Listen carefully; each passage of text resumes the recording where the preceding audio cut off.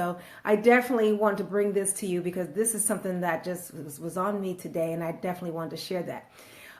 So I'm titling this I'm asking the question, are you really sabotaging your success? Because I've just noticed, in this space of transformational coaching and wanting to help people, you start to see patterns in people.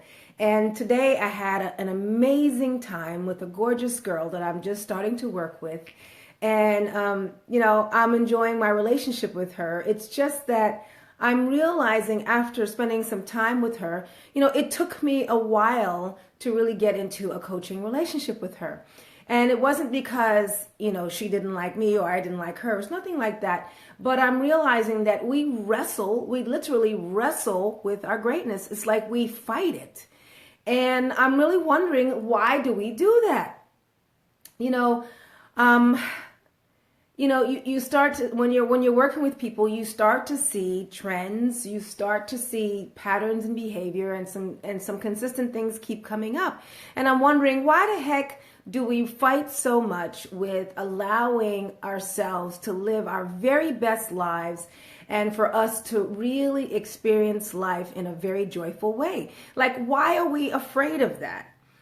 And in speaking with her, I really started to see the unfolding of what that wrestling really is. And so I recognize that it boils down to 5 things, at least from what I can see. There may be more, but at least I'm seeing that those of us that know that we want to do something really great in the world, and we want to show up big, and we want to do something magnificent, and we want to be a part of transformation, and we want to be a part of a shift, we know that we have to understand that we can't show up the way we were showing up before and expect to get different results. So, but, I think that not everyone realizes this. I think people are thinking that, let me continue on with more of the same.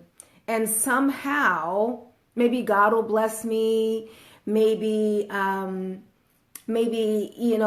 will come along and give me the answer, or, and we'll start to take this esoteric approach to things as if the change is outside of ourselves, or, and I'm realizing that, this is like a global way of thinking for some people, not all of us, but I have to impress upon you that the reality is, hello, Adelina.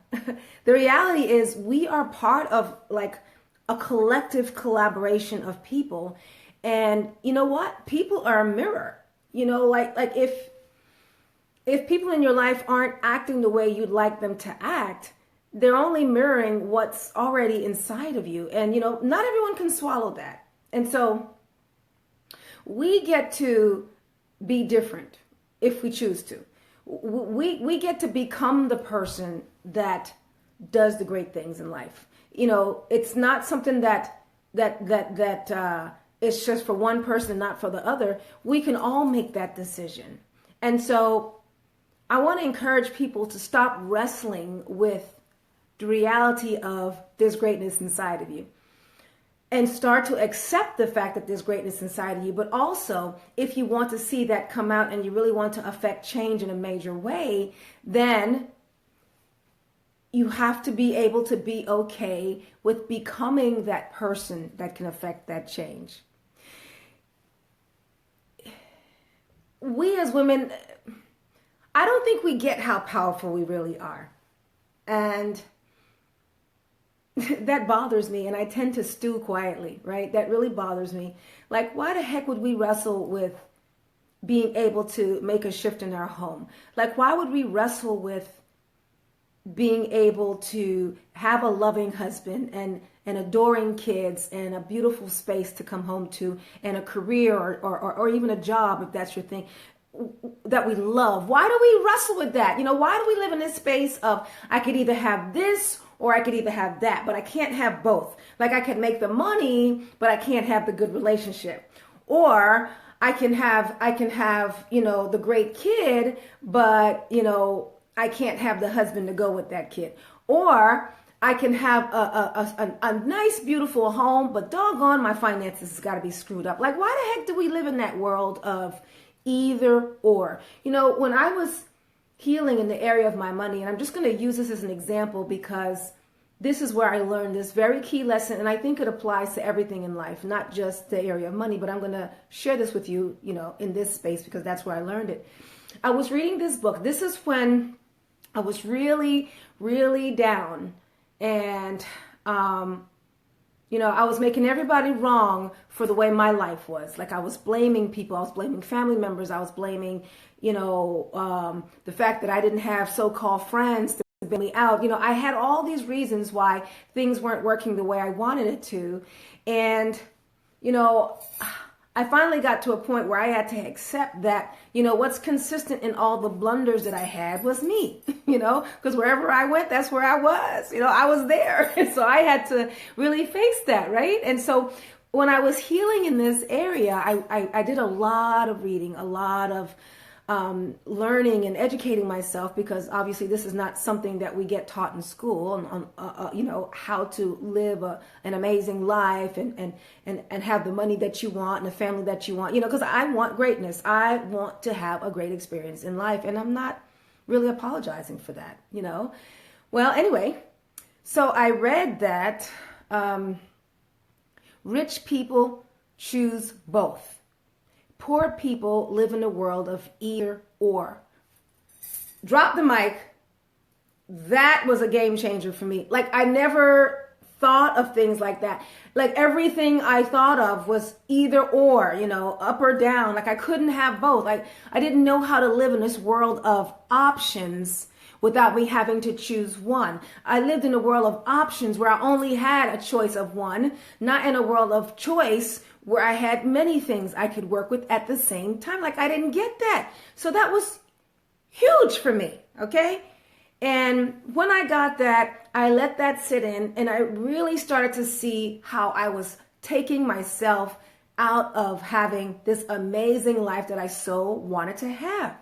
And part of it was because I always had to say, I'm either going to have this job or I'm not going to work at all. I'm going to be at home, but I'm going to suffer. Like I couldn't wrap my head around at that time of having an amazing life and being in an amazing space and just having a really great life experience, So now that I'm on the other side of that way of thinking, it really stands out to me just how much we take ourselves out of the game of living this amazing life that we all want. I think at the very deepest core of our being, we all want to experience, not just an event or, I went to this party and I had a good time, and I went to that speaking event and it was amazing, and or I listened to this song and it took me back to when I was young and things was great. It's like we equate like getting older with this sense of acceptance of,